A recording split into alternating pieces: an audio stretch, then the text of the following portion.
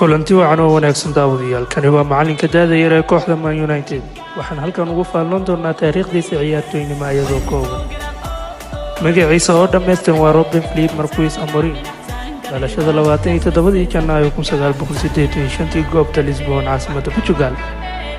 Ruben Amorim wuxuu ku dhashay magaalada Lisbon ee dalkaasi Portugal 27 Janaayo 1985 wuxuu ku soo barbaaray xaafad caadi ah wuxuuna yaraantiisa aad u jeclay kubadda cagta ciyaaristeeda inkastoo aanu ka soo jeedin qoys ciyaartooy ah haddana taageeridda qoyskiisa ayaa muhiim u ahayd kobaca xirfadiisa kubadda cagta.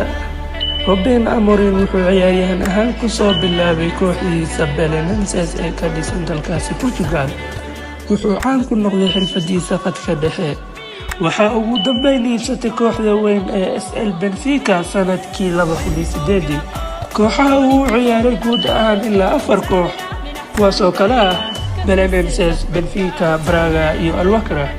wuxuu xulka Portugal u saftay in ka badan 10 jeer xilligiisa ciyaaryahanimo ee kooxda Belenenses intii u dhaxaysay 2003 ilaa 2008 wuxuu halkaas ka bilaabay xirfadiisa xirfadeed wuxuuna noqday xidig muhiim u ah kooxdiisa taasoo keentay Agoosto 2008 inuu u wareego kooxda Benfica.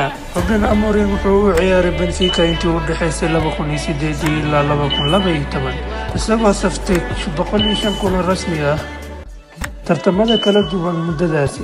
intii uu joogay Benfica wuxuu sidoo kale amaah ugu maqnaa Braga intii u dhaxaysay Janaayo 2012 ilaa dhammaadkii xilli ciyaareedka 2012-2013 markii uu ku laabtay Benfica xilli ciyaareedka 2013-2014 Amorim wuxuu ciyaaray 37 kulan isagoo gacan ka geystay guulihii kooxda ee saddexleyda koob iyo finaalkii Europa inkastoo laga qaaday koobkaas.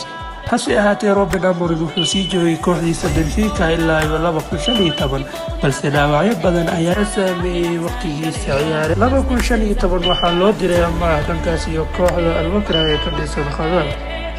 2016-2017 Amorim waxaa laga reebay qorshaha kooxda Benfica ma uusan helin fursad ciyaareed. Janaayo 2017 wuxuu ka tegay Benfica si xor ah wuxuuna ku biiray kooxdiisii hore ee Belenenses halkaasi uu ku dhammaystay xirfadiisa ciyaareed asigoo 32 jir ah ayuu ka fariistay garoomada cagaaran ku ciyaaridooda kubadda cagta.